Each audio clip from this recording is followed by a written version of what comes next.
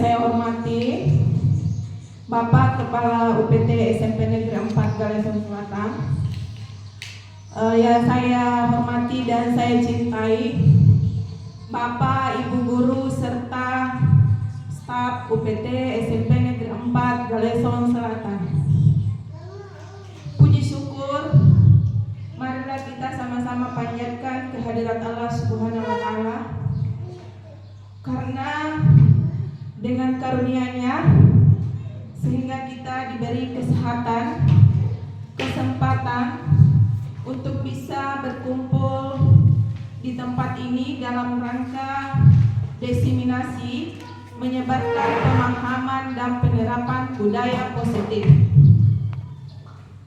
Tak lupa pula kita kirimkan salam kepada junjungan kita Nabi Muhammad SAW sebagai suri tauladan bagi kita umatnya.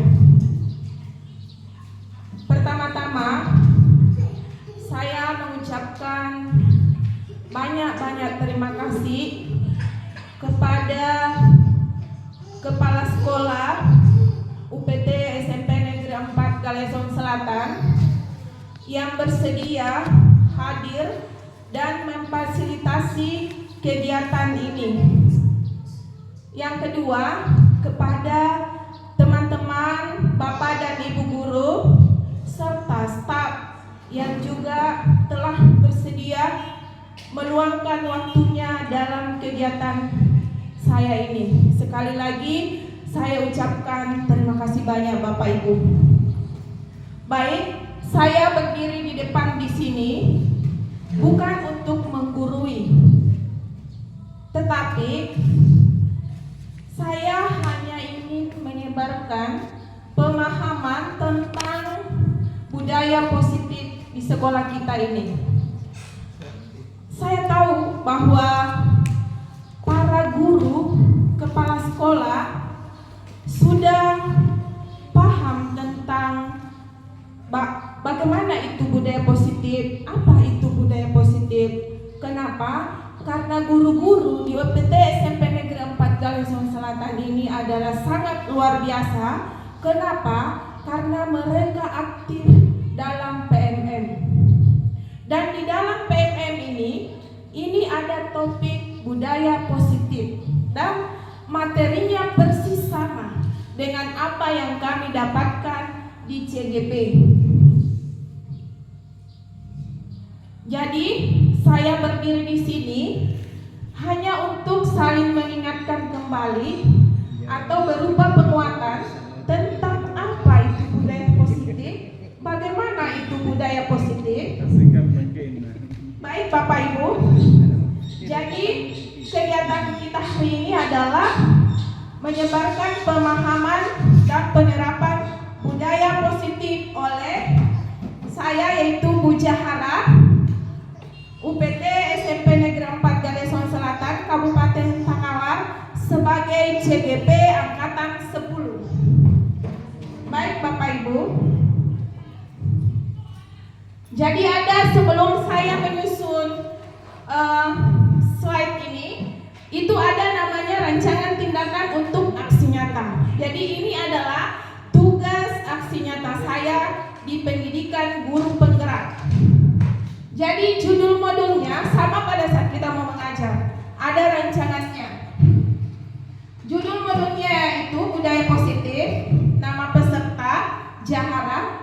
Kenapa saya menyebarkan pemahaman ini? Kenapa? Karena pemahaman tentang penerapan budaya positif belum menyeluruh pada warga sekolah, seperti disiplin positif, nilai-nilai kebajikan, kebutuhan dasar manusia, dunia berkualitas, restitusi 5 posisi kontrol, keyakinan kelas, dan penerapan restitusi segitiga restitusi.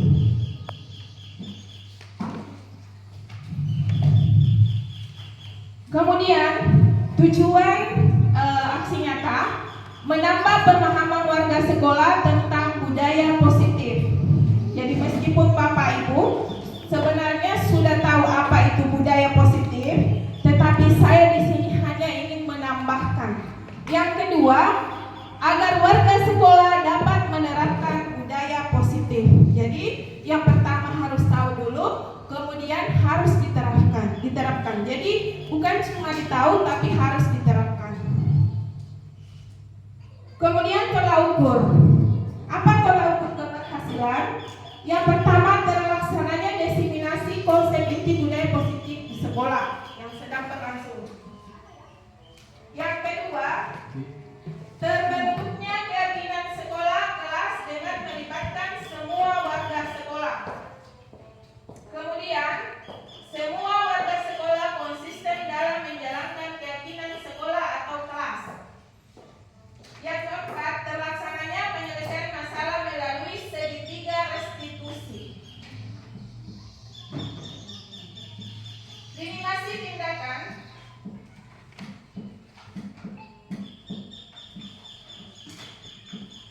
Minimasi tindakan yang akan dilakukan. Jadi sebelum saya melaksanakan kegiatan ini, tentunya saya berkoordinasi dulu dengan kepala sekolah. Tidak mungkin saya melakukan kegiatan tanpa meminta izin dulu dari kepala sekolah. Kemudian berkoordinasi dengan para wakil kepala sekolah. Jadi semua teman-teman pasti saya tanya dulu. Kemudian berkoordinasi dan mengundang rekan sejawat. Jadi tentu saya mengundang Bapak dan Ibu, baik itu secara langsung maupun lewat grup WA. Kemudian membuat jadwal pelaksanaan. Jadi tentunya saya membuat jadwal pelaksanaan. Kemudian melakukan diseminasi konsep budaya positif. Lanjut, dukungan yang dibutuhkan. Jadi kegiatan ini tidak akan terlaksana tanpa adanya dukungan dari kepala sekolah.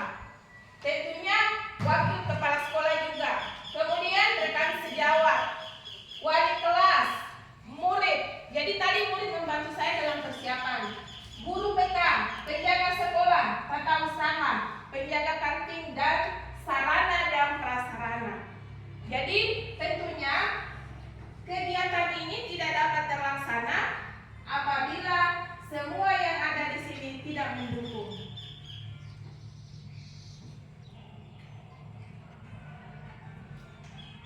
Selanjutnya,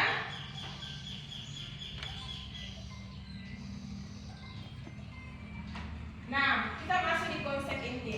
Namun sebelum saya masuk di konsep inti, mungkin Bapak Ibu yang sudah membaca modul di PMN tentang budaya positif sudah pernah mendengar istilah-istilah di atas tentang perubahan paradigma belajar, disiplin positif, nilai-nilai kebajikan, teori motivasi manusia, keyakinan sekolah atau kelas, kebutuhan dasar manusia, restitusi 5 posisi kontrol, dan restitusi segitiga restitusi. Mungkin dari sekian di atas, mungkin Bapak Ibu ada yang pernah mendengar istilah di atas dan paham. Siapa Bapak Ibu? Kira-kira yang mana yang pernah kita dengar dan pernah melaksanakannya melalui penyelesaian kasus misalnya pada murid? Keyakinan? Iya betul, keyakinan kelas. Keyakinan kelas, apa lagi? Yang pernah kita, karena semua kayaknya hampir disiplin positif. Apalagi? Apalagi? Nilai-nilai kebajikan. Apalagi Bapak Ibu, karena sebenarnya materinya persis sama dengan yang ada di PMN, persis sama. Meskipun saya belum menyelesaikan topiknya, tetapi saya dengar pahami membacanya dekat dengan saya, persis sama. Baik, kita lanjut.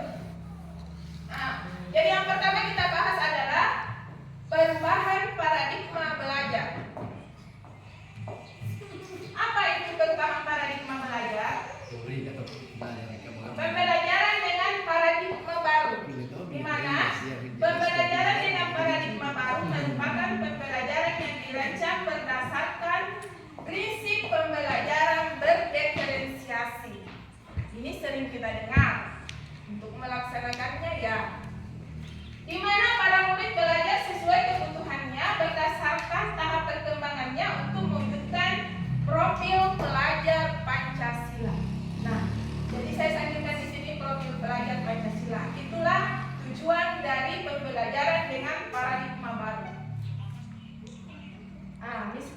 refleksi tentang teori kontrol. Jadi dalam mengontrol murid, ilusi guru mengontrol murid. Nah, ini mungkin Bapak Ibu pernah mengalaminya dalam mengontrol murid. Ilusi bahwa orang dewasa berhak memaksa. Kemudian ilusi bahwa semua penguatan positif efektif dan bermanfaat. Jadi ini kira-kira menurut Tak, ini menurut Tak gambar orang yang sedang apa? Marah. Ngambek Kalau di sana orang yang sedang ya membujuk atau memberikan sesuatu.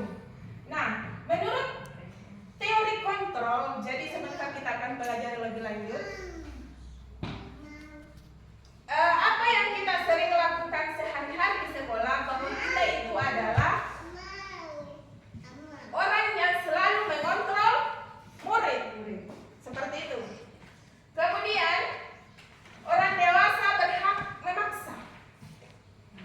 Kemudian semua penguatan positif, efektif dan bermanfaat. Misalnya diberikan penghargaan. Itu kita anggap bahwa itu adalah efektif. Seperti itu. Kita lanjut. Merubah paradigma stimulus respon ke posisi kontrol. Jadi dulunya stimulus respon kita rubah menjadi teori kontrol. Yang pertama, realitas atau kebutuhan kita sama. Kita menurut kita itu dulu. Realitas kebutuhan kita berbeda. Jadi semua orang mempunyai kebutuhan yang berbeda. Lanjut, semua orang melihat hal yang sama.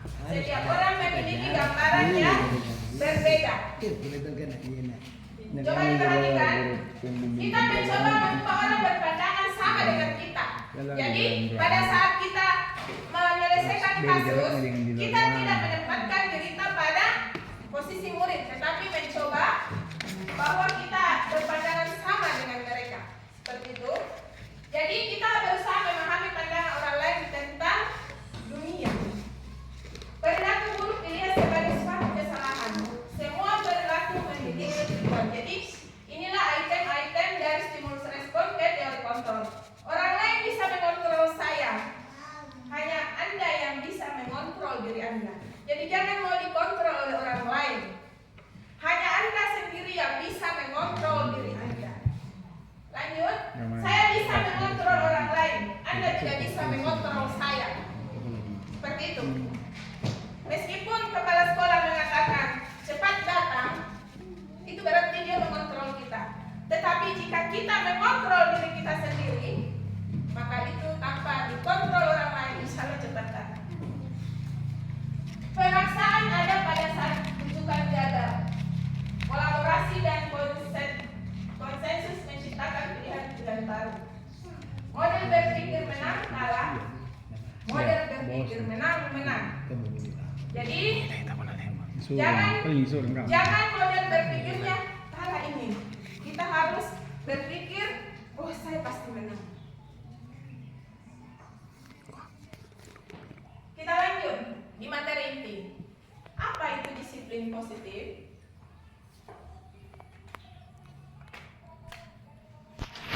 Ini adalah arti dari disiplin positif.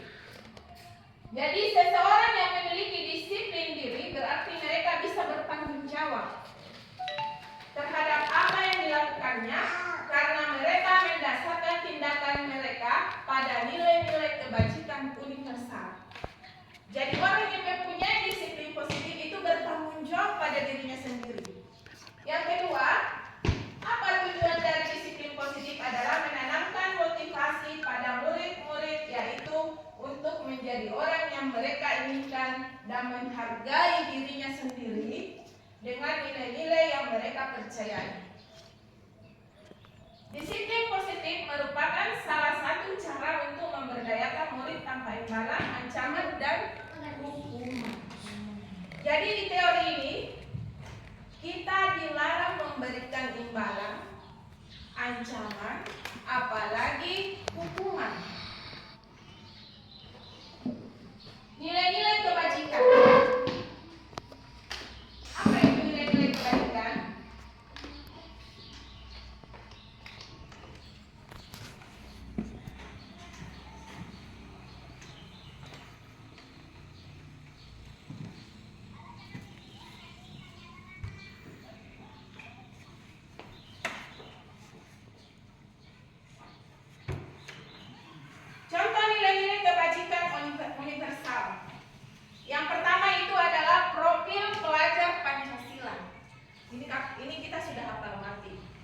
yang enam dimensi profil pelajar Pancasila. Karena kita adalah sekolah penggerak, ini kalau siswa kita itu sudah hafal ya. Beriman dan bertakwa kepada Tuhan Yang Maha Esa dan berakhlak mulia, berkebenekaan global, gotong royong, mandiri, kreatif, dan bernalar kritis. Itu salah satu nilai kebajikan. Nah, selanjutnya nilai-nilai kebajikan Ibo Primaries Program. Toleransi, rasa hormat, integritas, mandiri, menghargai, antusias, empati, keinginan tahuan, kreativitas, kerjasama, percaya diri, komitmen. Saya kira kita sudah tahu semua yang mana itu nilai-nilai kebajikan. Selanjutnya, keterampilan hidup dapat dipercaya, lurus hati, pendengaran yang aktif, pendengar yang aktif, ya, tidak merendahkan orang lain, memberikan yang terbaik dari dirinya. Nah, setelah kita mengetahui beberapa nilai-nilai kebajikan, kita lanjut di kebutuhan dasar manusia. Mungkin Bapak Ibu ada yang tahu kebutuhan dasar apa? Makanan, apalagi? Minuman. Pakaian, minuman, tempat tinggal. Betul sekali Bapak Ibu. Makanya saya bilang, kita membahas hari ini hanya sebagai penguatan. Karena kita di sini itu sudah membahasnya di PNS. Selanjutnya,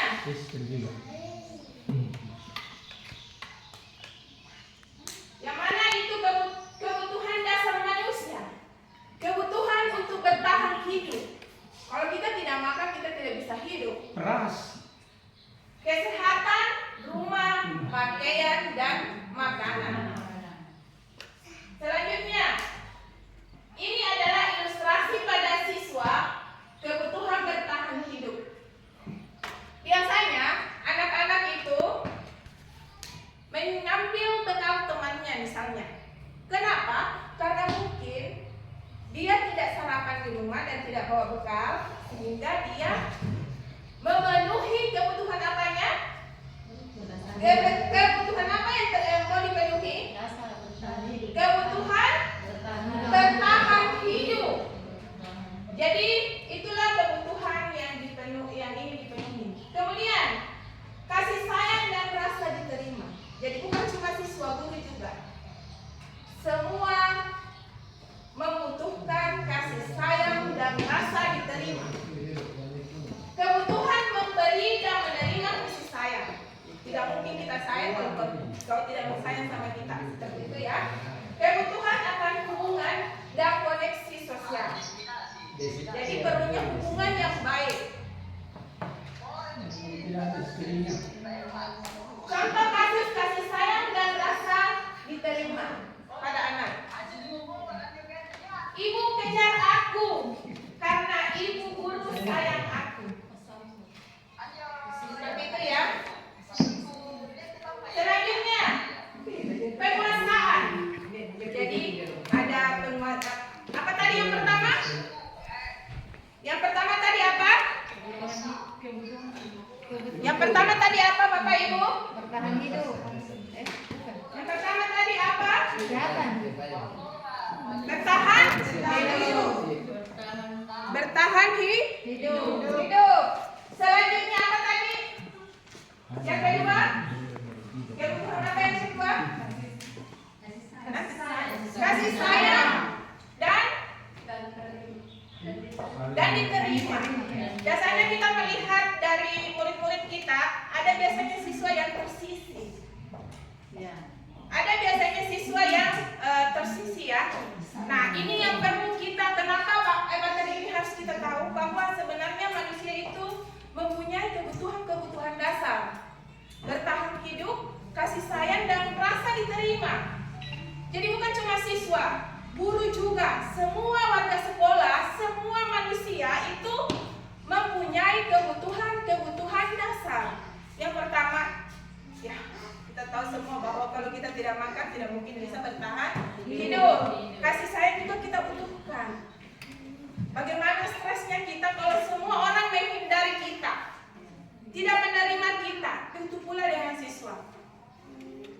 Kemudian penguasaan, menjadi kompeten, terampil, diakui dan didengarkan, dan memiliki rasa harga diri. Jadi penguasaan ini sering juga terjadi pada siswa. Contohnya, aku senang main kejar-kejaran dengan ibu guru seru. Jadi jangan ada jarak antara kita dan siswa, apalagi kita sesama guru. Jadi ini adalah bukan penguasaan apa mau dikuasai begitu, tetapi penguasaan dalam konteks yang positif. Selanjutnya kebebasan, bukan artinya kita memberikan kebebasan kepada siswa. Kemandirian, otonomi, memiliki pilihan dan mampu mengendalikan hidup seseorang. Contohnya, ilustrasi, aku bosan, bukan bosan, belajar mewarnai terus di dalam kelas. Nah, terkadang anak itu bosan di dalam kelas karena salah satu kebutuhan dasarnya tidak terpenuhi. Baik itu karena lapar, ataukah karena kasih sayang dan tidak diterima, ataukah penguasaan, ataukah kebebasan. Jadi dia bosan. Jadi terkadang anak-anak itu bosan. Kesenangan, mencari kesenangan bermain dan tertawa. Jadi kita itu sebenarnya kebutuhan kita itu perlu senang. Sama siswa juga, mencari kesenangan bermain dan tertawa. Sehingga itulah perlunya kita menciptakan pembelajaran yang menyenangkan. Karena murid juga butuh bermain dan tertawa. Murid harus senang. Ilustrasi kesenangan. Aku senang main kejar-kejaran dengan guru seru. Harusnya saya ganti bukan guru murid misalnya. Seru. Jadi anak-anak itu pada saat kejar-kejaran, pada saat apa lempar-lemparan bermain, itu bukan nakal, tetapi itu adalah kebutuhan dasar. Kalau kita sebagai guru bermain kejar-kejaran atau bermain umpet-umpetan, itu jadi tanda tanya. Tetapi kalau anak seperti ini bermain, itu adalah kebutuhan dasarnya. Nah, ini adalah motivasi perilaku manusia. Baik Bapak Ibu, sebelum kita lanjut, sepertinya leher kita sudah tegang ya. Kita ice breaking dulu. Kita ice breaking supaya leher kita, jadi bukan cuma Bapak Ibu yang lehernya tegang, saya juga merasa leher saya tegang. Jadi ice breakingnya saya tidak lupa supaya tidak bingung. Jadi ice breakingnya bentar yang pada saat pendampingan. Jadi di sekolah, jadi kapan saya mengatakan merdeka, menoleh ke kanan, dan kapan saya mengatakan belajar, menoleh ke kiri, dan kapan saya mengatakan bahagia, maka mengangguk sambil tersenyum. Baik, saya mulai. Saya senang sekali karena di EPT SMP Negeri 4 Galeson Selatan ini sudah menerapkan merdeka belajar. Saya sangat bahagia karena di sekolah kami ini, di UPT SMP Negeri 4 Galeson Selatan, merupakan sekolah penggerak. Saya sangat bahagia. Di PMM kami mengerjakan topik merdeka belajar. Saya bahagia karena saya dan teman-teman dapat menyelesaikan topik itu. Ya, terima kasih Bapak Ibu. Jadi mungkin yang di belakang bisa pindah ke sini supaya masuk juga. Baik, kita masuk di motivasi perilaku manusia. Apa yang memotivasi manusia dalam berperilaku?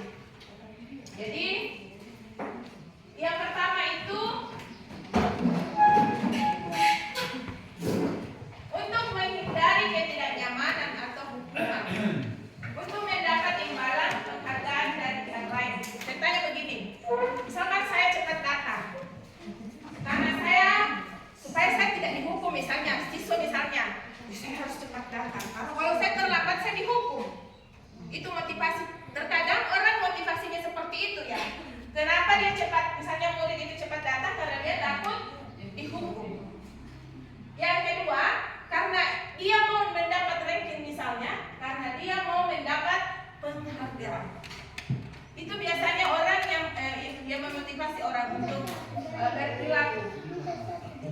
Selanjutnya menjadi orang yang mereka inginkan dan menghargai diri sendiri dengan nilai-nilai yang mereka punya. Lanjut, hukuman. Hukuman tidak berhubungan dengan kesalahan yang diperbuat. Bersifat satu arah berupa hukuman fisik atau psikis. Konsekuensi. Hukuman, jadi ada hukuman, ada konsekuensi, ada restitusi. Hukuman itu pengertiannya ini. Konsekuensi itu berhubungan dengan kesalahan yang diperbuat. Biasanya kita mengatakan seperti ini kepada siswa. Kau harus terima konsekuensinya atas perbuatan yang kamu lakukan. Restitusi. Restitusi itu adalah proses dialog dengan murid yang mengajarkan murid untuk menyelesaikan masalahnya sendiri. Menurut Bapak Ibu, manakah yang paling bagus dipakai di atas? Apakah hukuman, konsekuensi, atau restitusi? Betul sekali. Karena kita berdialog dengan murid untuk menyelesaikan masalahnya sendiri.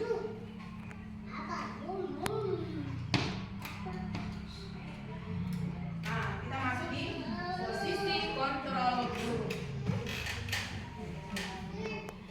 Jadi, mungkin Bapak Ibu ada yang tahu posisi kontrol guru? Salah satunya saja. Kita itu dalam mengontrol siswa, kadang begini, kadang begini.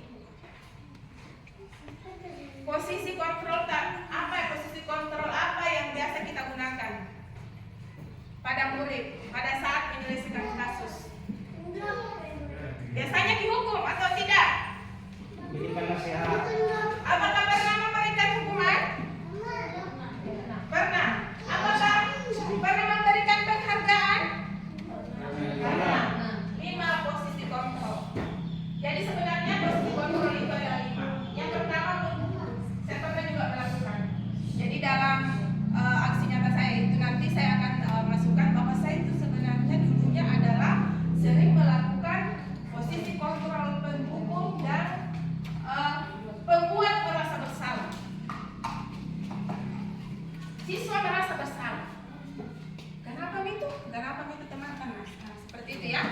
Nah, selanjutnya teman, pemantau dan manajer. Dan posisi kontrol yang paling bagus adalah manajer. Kita bahas satu-satu. Penghukum. Contohnya, yang seperti apa itu posisi kontrol penghukum? Saya pernah melakukan poin pertama. Keliling lapangan 10 kali. Kau keliling lapangan 10 kali, itu namanya penghukum. Push up 20 kali. Misalnya guru olahraga. Kau push up 10 kali, 20 kali misalnya. Sit up 10 kali. Itulah penghukum. Hukum anak-anak. Selanjutnya teman. Nah, pada saat kita mengajar, terkadang ada siswa yang tidak mengerjakan tugasnya. Nah, bagaimana bahasa kita pada saat ada siswa yang seperti itu? Apabila kita menggunakan posisi kontrol, teman, ayo dong kerjakan nak tugasnya. Seperti itu. Selanjutnya, pembuat merasa bersalah. Biasa kita mengatakan seperti ini kepada anak-anak. Kamu sudah berkali-kali ibu ingatkan. Kamu senangnya jika saya ditegur lagi kepala sekolah. Selalu ibu ingatkan, nak, bersihkan itu kelasmu, lingkungan sekolah. Tetapi kenapa kamu tidak mendengar? Seperti itu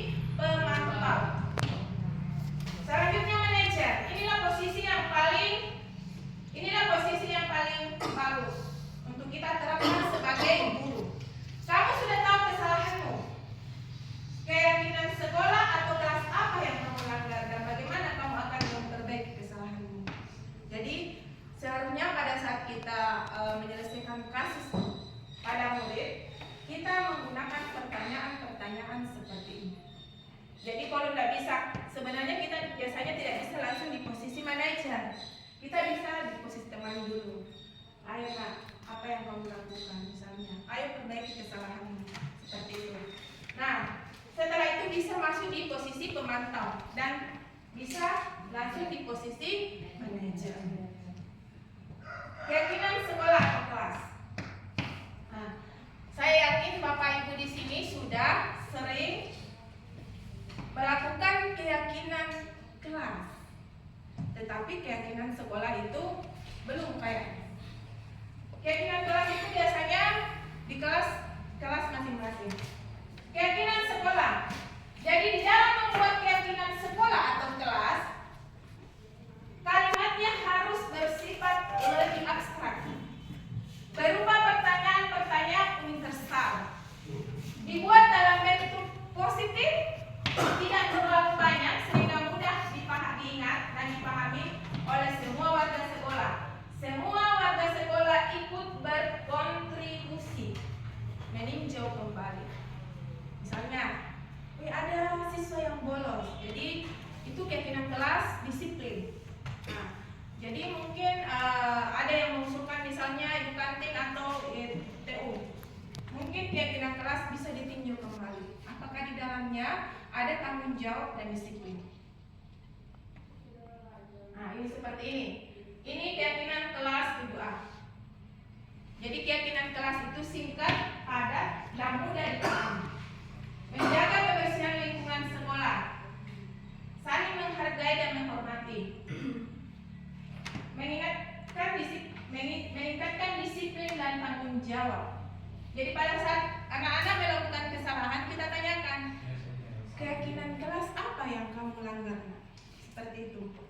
Jadi anak-anak paham, keyakinan kelas ini kita buat bersama.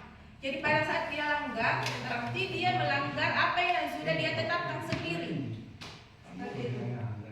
Selalu bekerja sama. Saya kira ini sudah lengkap. Atau ada yang menurut Bapak Ibu ada yang mau ditambahkan di sini terkait dengan keyakinan kelas? Menurut Kak apa?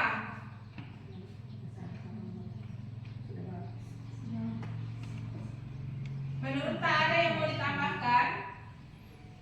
Yang mempunyai cita-cita. Ya, karena di sini tidak punya cita-cita, jadi harus ditambah. Jadi hadir tepat waktu masuk di disiplin. Tidak mengerjakan tugas masuk di bertanggung jawab. Jadi pada saat anak-anak harus tahu itu disiplin kelas. Jadi pada saat melakukan misalnya, kenapa tidak mengerjakan tugasnya? Saya lupa Bu, misalnya. Tidak apa-apa nak, banyak ada selain bukan cuma kita yang lupa, tetapi pasti kalau lupa ada alasannya. Harus kita tahu apa alasannya. Pasti dia berpikir apa alasannya. Kalau misalnya pasti ada alasannya, tidak mungkin tidak ada alasannya. Setelah itu kita tanya, keyakinan kelas apa yang kamu lakukan? Tidak mungkin dia mengatakan menjaga kebersihan kelas. Anak-anak akan berpikir, oh disiplin dan bertanggung jawab. Itu yang saya lakukan. Nah, setelah dia tahu bahwa dia melanggar disiplin dan bertanggung jawab, apa yang akan kamu lakukan? Untuk memperbaiki kesalahan kamu ini, pasti dia mengatakan, saya tidak akan lagi lupa mengerjakan PR. Nah, misalnya kau sudah seperti itu, seperti apa kamu nanti ke depannya? Apa kamu menjadi seperti apa? Menjadi orang yang disiplin dan bertanggung jawab. Nah, ini segitiga restitusi. Jadi segitiga restitusi itu yang pertama menstabilkan identitas, validasi tindakan yang salah, dan menanyakan keyakinan. Seperti yang urutan yang saya jelaskan tadi.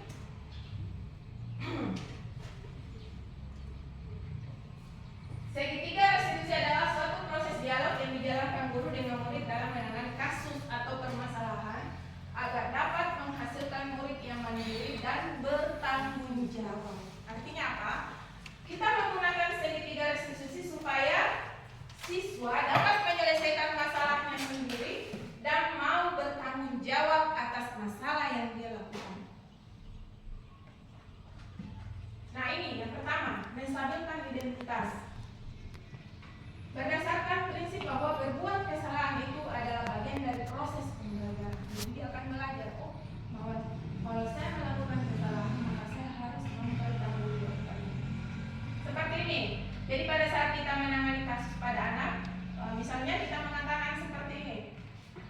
tidak apa-apa nak, berbuat salah itu wajar. Jadi semua orang itu pasti pernah berbuat salah. Tidak ada manusia yang sempurna.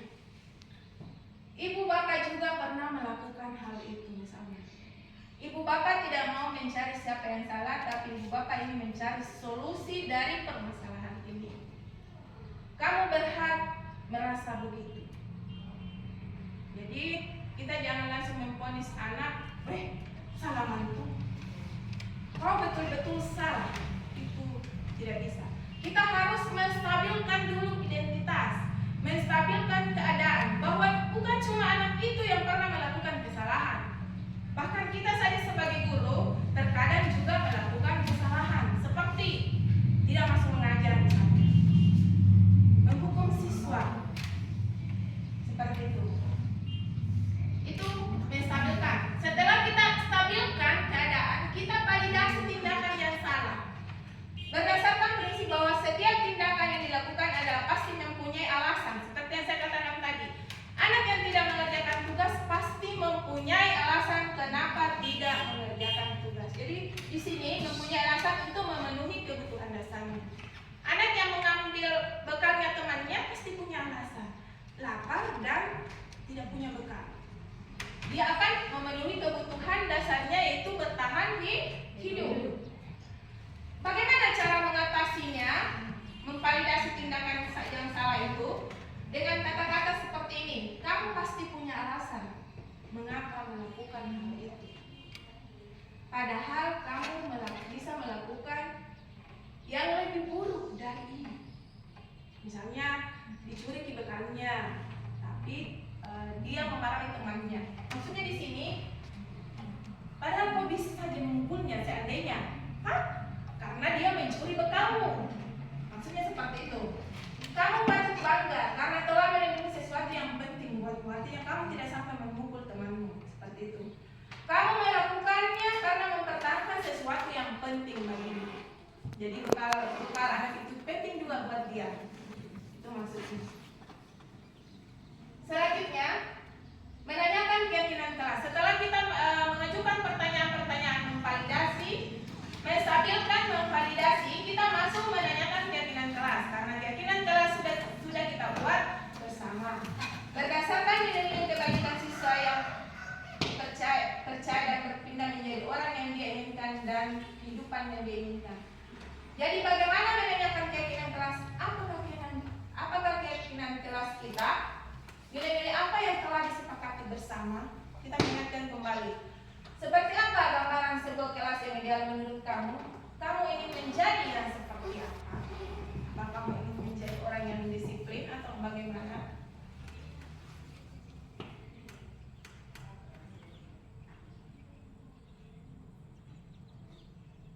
Nah, ini adalah contoh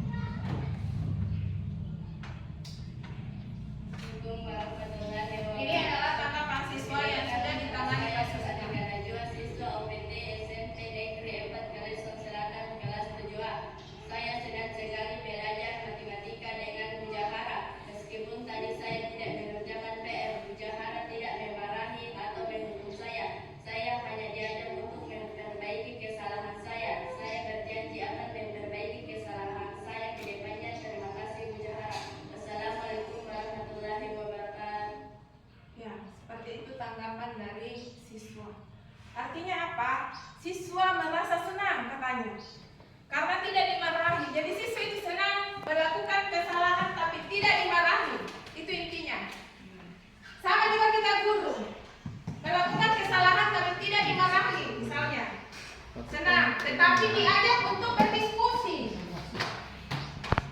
Bukan dimarahi. Jadi bukan itu penyelesaiannya. Jadi jangan kita memarahi siswa pada saat melakukan kesalahan, tetapi kita mencoba untuk berdialog. Nah, buktinya ternyata siswa senang.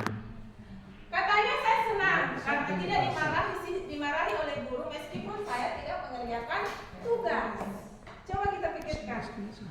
Biasanya siswa itu pada saat ada tugasnya,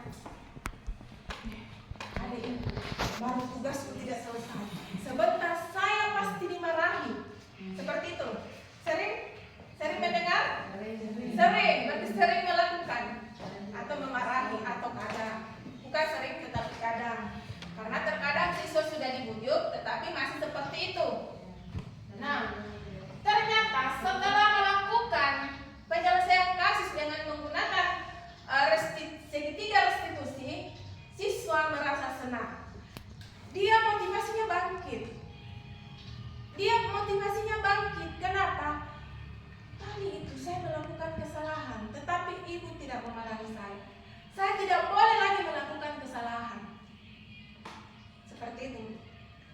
Kalaupun ada siswa yang melakukan kembali kesalahannya, kita ulangi lagi penanganan kasusnya dengan menggunakan segitiga restitusi. Kita lanjut di kasus kedua. Ini nyata itu. Bahkan siswa saya datangi. Nah, ini kenyataan. Saya ambil dari kisah nyata saya. Ini ada anak wali saya yang hampir 2 bulan tidak datang ke sekolah. Saya datangi rumahnya. Ini anak baik sekali, baik dan pintar. Juga ada teman kamu yang Jadi kita tidak boleh Ismail pasti punya alasan kenapa Ismail tidak datang ke sekolah. Saya membantu orang tua saya jualan. Bagus sekali nak, karena kamu sudah menunjukkan hal yang baik. Ini Kamu pada sudah tindakan. membantu orang tua kamu untuk berjualan. Tetapi dengan tidak datang ke sekolah, Ismail sudah melanggar keyakinan kelas dan sudah tidak sekolah bersama.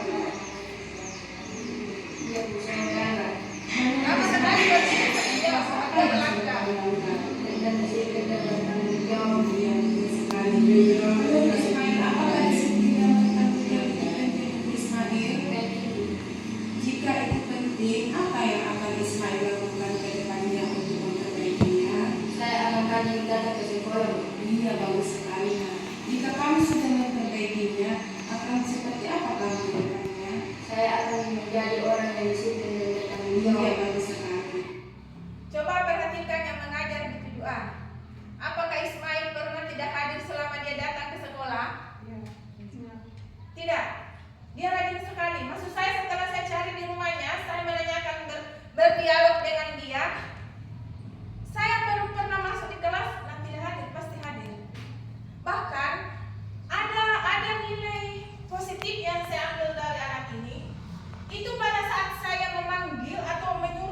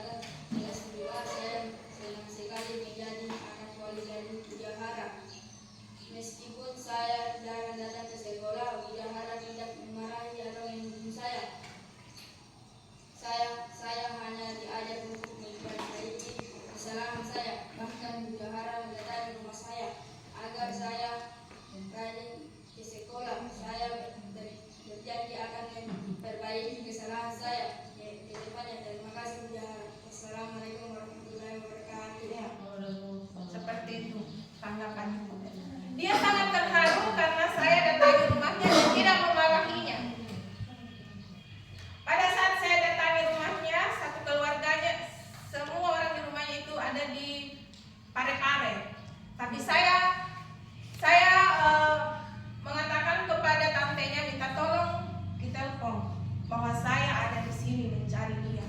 Alhamdulillah pada saat saya bicara, langsung dia menyiapkan. Saya tanya begini, kenapa tidak pernah ke sekolah nak? Dia bilang dia bantu orang tuanya berjualan di luar, yang kayak potong. Saya sering juga lihat di sana. Terus saya bilang, jadi bagaimana? Maunya kita datang ke sekolah nak pergi di Pucari ini. Alhamdulillah, berselang beberapa detik dia mengiyakan. Pada saat dia mengiyakan, kalau kau tidak datang hari Senin, saya datang lagi ke rumahmu. Dan alhamdulillah, Seninnya dia datang. Sekian dan terima kasih. Jadi mungkin demikianlah diseminasi aksi nyata saya pemaparan tentang pemahaman penyebaran budaya positif sebagai salah satu pemenuhan tugas saya di PGP CGP Angkatan 10. Dan sekali lagi saya ucapkan banyak terima kasih kepada Bapak Kepala Sekolah yang sudah mau memfasilitasi saya dan sudah mau hadir di sini. Bapak Ibu guru serta staf, terima kasih banyak sudah mau meluangkan waktunya untuk saya. Dan saya tutup dengan ucapan wabillahi taufiq wal hidayah. Wassalamualaikum warahmatullahi wabarakatuh. Waalaikumsalam.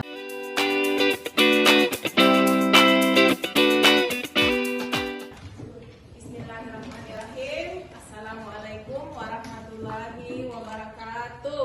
Waalaikumsalam warahmatullahi wabarakatuh. Baiklah anak-anakku sekalian, bagaimana kabarnya hari ini? Baik. Alhamdulillah, kalau baik, hari ini kita akan membuat keyakinan kelas, ya. Nah, mungkin anak-anakku baru dengar yang namanya keyakinan kelas. Sebenarnya kita sudah membuat kesepakatan atau peraturan kelas. Masih ingat nak? Masih. Ya. Jadi ini hampir sama. Hanya saja kesepakatan atau peraturan kelas yang sudah kita bikin itu kalimatnya negatif. Ya? Masih ingat nak kesepakatan kelas yang sudah kita buat? Masih. Nah, poin pertama apa misalnya yang sudah kita buat? Siapa yang masih ingat? Saya Bu, Iya, silakan. jika tidak mengerjakan PR, tugasnya akan ditambah. Iya, betul. Ternyata masih ingat. Ya, siapa lagi yang masih ingat? Saya Bu, Iya. jika tidak datang ke sekolah akan menghafal pet kalian. Iya, betul. Siapa lagi? Saya Bu, Iya, ini dulu nak ya. jika tidak menyapu atau membersihkan WC. Iya, kita tidak mengaku. Maka disuruh membersihkan WC. Siapa lagi? Saya Bu, Ya. dilarang bermain di saat pembelajaran dan langsung. Iya, betul. Siapa lagi? Saya Bu, Iya, ini dulu nak. jika tidak mendengarkan guru pada saat menjelaskan, maka ia akan disuruh naik menjelaskan. Iya, dihukum nilai, disuruh nek menjelaskan. Kita apa lagi nak? Siapa lagi? Iya, Nurani silakan. Tidak berkelahi. Ya sekarang ada teman itu berkelahi nak. Tahu? Iya. Nah, inilah kalimat-kalimat negatif kita akan merubah menjadi kalimat positif. Ya. Saya kasih contoh, misalnya menjaga kebersihan kelas dan lingkungan sekolah. Itu tadi jika tidak membersihkan akan disuruh membersihkan WC. Itu kalimatnya kita rubah ya. Itu kalimatnya kita rubah menjadi kalimat positif. Misalnya tidak berkelahi.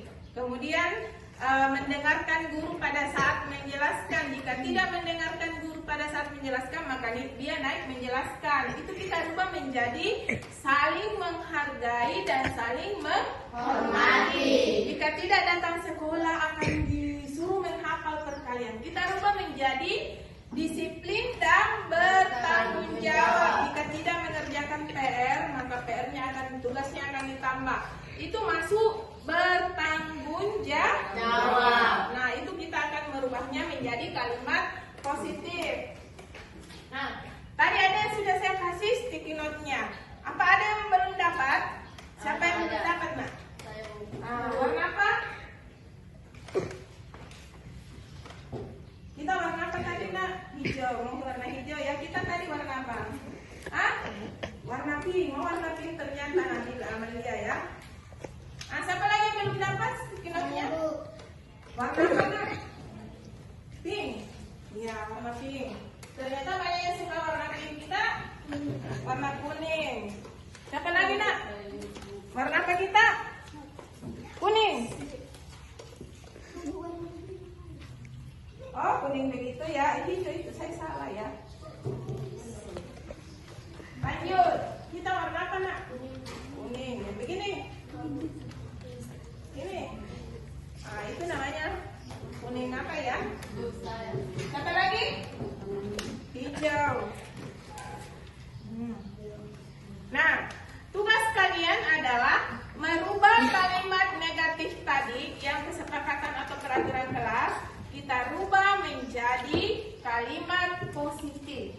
Silahkan ditulis nak di sticky note-nya. Sebentar kita tempelkan di atas. Sudah ada kertasnya nak? Sudah ya, silahkan ditulis. Silahkan tulis. Setelah ditulis langsung tempel di atas.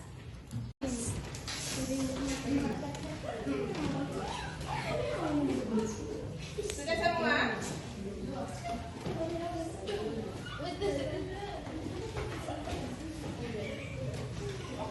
Apa lagi nak? Iya. Kebersihan kelas dan lingkungan sekolah, selalu bekerjasama, saling membantu dan bergotong royong, selalu menjaga kebersihan kelas dan lingkungan sekolah, selalu bekerjasama, saling membantu dan bergotong royong, selalu bekerjasama, saling membantu dan bergotong royong, mengamati keputusan dengan musyawarah, saling menghargai dan menghormati, meningkatkan disiplin dan bertanggung jawab. Iya betul sekali. Tepuk tangan dulu. Nah, bagus sekali. Kalimat positifnya nah ya. Sekarang karena ada yang sama, maka kita cuma ambil satu. Sekarang saya ambil yang ini kan ada dua, meningkatkan kemudian mengambil, selalu menjaga. Saya ambil satu ya. Selalu menjaga, saya tulis yang jatuh, meningkatkan disiplin dan bertanggung jawab, kemudian mengambil keputusan dengan musyawarah, selalu menjaga kebersihan dan kebersihan kelas dan lingkungan sekolah, saling menghargai. Ini sudah ada yang sama. Selanjutnya, selalu bekerja sama. Belum ada ya? Selalu bekerja sama, meningkatkan disiplin sudah ada, saling menghargai dan menghormati, selalu bekerja sama dan saling bergotong royong,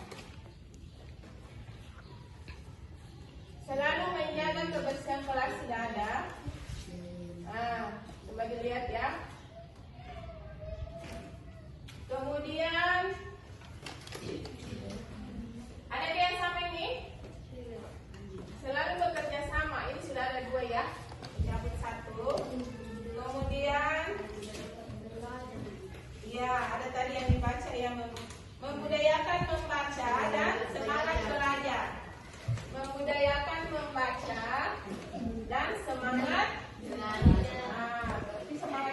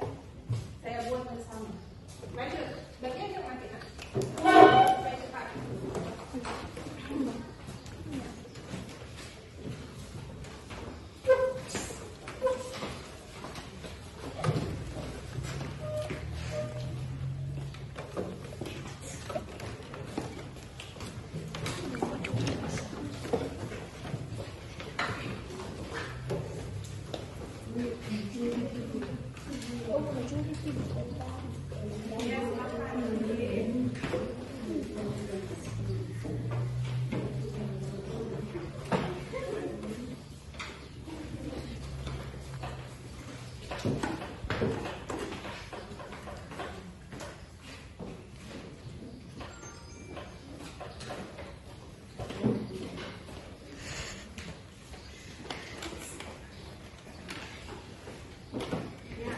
Rina, laki-lakinya lagi.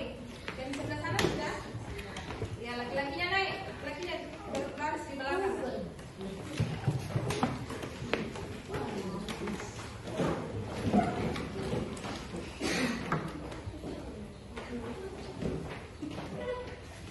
Lanjut, apa lagi yang belum?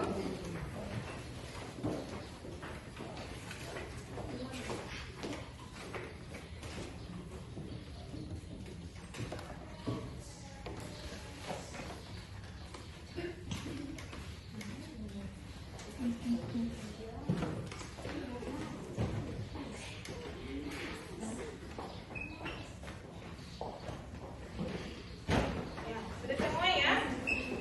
Sudah semua? Sudah. Ya. Nah, ini saya tidak buang ya. Semua yang ada di sini adalah itu tulisan kalian. Cuma saya hanya mengambil karena beberapa dari kalian yang kalian tulis itu sama. Jadi saya simpan di sini saja ya, supaya kalian bisa paham bahwa ini punya tuh juga ada di situ. Ya. Jadi saya simpan di sini supaya jangan sampai ada yang mengatakan kenapa punya saya dibuang. Hah? Nah, jadi kita sepakatnya inilah keyakinan kelas kita. Jadi siapa yang melanggar keyakinan kelas dan dia sendiri yang akan harus memperbaikinya karena dia sendiri yang membuat keyakinan kelas itu. Nah, demikianlah untuk hari ini pembuatan keyakinan kelas kita. Saya tutup dengan ucapan wassalamualaikum warahmatullahi wabarakatuh. Waalaikumsalam warahmatullahi wabarakatuh.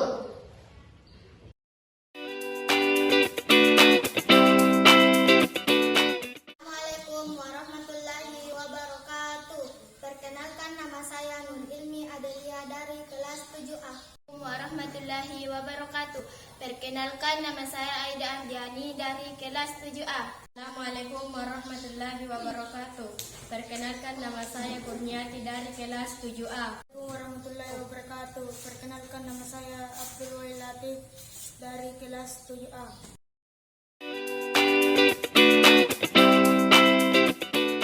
Senang sekali. Seru sekali. Senang sekali.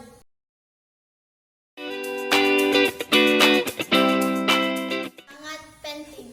Sangat penting. Sangat penting.